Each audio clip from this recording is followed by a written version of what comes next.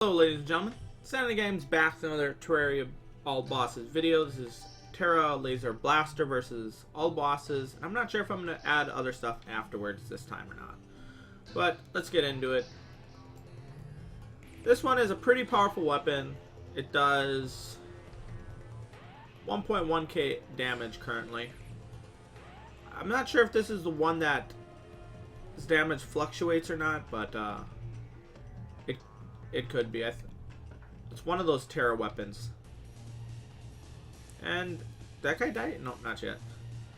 The regular bosses, even the Moonlord bosses, go down pretty quickly to this. It's not as OP, or I should say OP as what do they call that weapon? The legendary admin sword or the basic pickaxe, but it is still pretty dang powerful.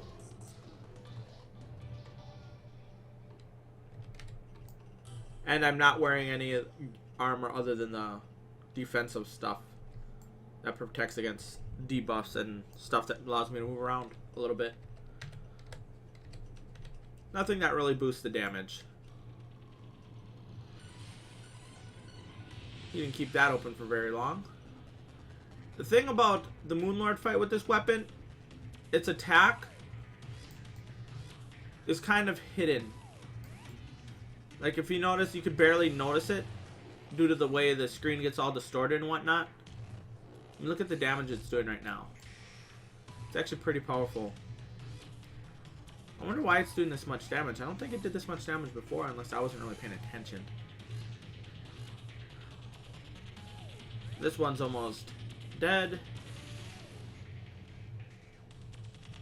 Now I just gotta wait for that to open up. This act didn't stay open for very long. Okay, the next wave should hopefully finish it unless it closes like right away. And I mean, if you look closely, you can see it. I noticed you can see it a little bit better on the video than when you can see it on the actual screen or the gameplay. Basically, the screen that I see when I'm playing. And that is pretty much it. I want to make sure I don't got anything that actually adds stuff. Defense, movement.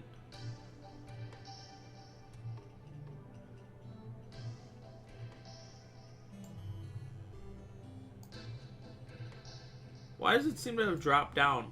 You notice that, right? Do I gotta hold this down for a little bit? I'm gonna try this once. Okay, I don't know. There's got to be some kind of hidden mechanic in here that allowed that to go up to, what was it, like 1.2k or 1.1k? And it just seemed to slowly getting higher. Maybe it's only when you're fighting certain bosses. I don't know, but that was definitely interesting. Anyways, on to the next section. The next part, we're going to be going up against Ragnarok. I like using the Ragnarok event, mainly because it adds several bosses that are relatively interesting to fight. Or I should say, that don't have some crazy thing that puts you in a stun lock where you can't move. I think I came across it one other time when I was trying to do all bosses again with all those modded things. I can't remember what the actual debuff was called though.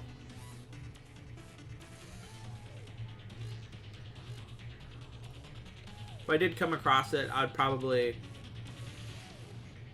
delete. I'm not sure if I could delete them. Depending on what the mod is that adds that, I might delete that mod that adds that debuff in there. At least for the purposes of these videos. I'm sure the mod adds some kind of armor or what do they call it? Some way to prevent that infinite stun lock debuff.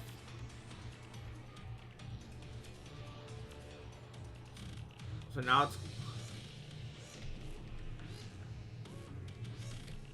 So this one I might have to move around a little bit just to make sure I'm always hitting the guy.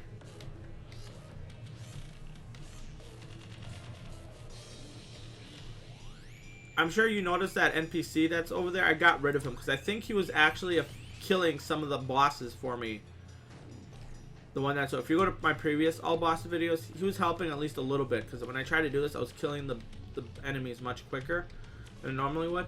I'm not sure how big of a role he had in there, but he was there. It might have just been,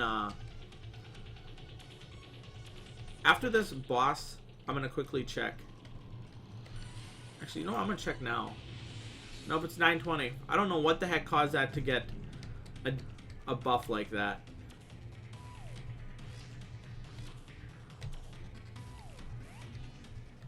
And this event is almost done. There we go. We're done with that. And yeah, that's pretty much it. I'll probably be doing a channel update video sometime within the next week or two,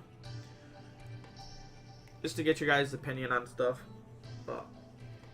But other than that, there's not much else to say. Thanks for watching, and I'll see you next time.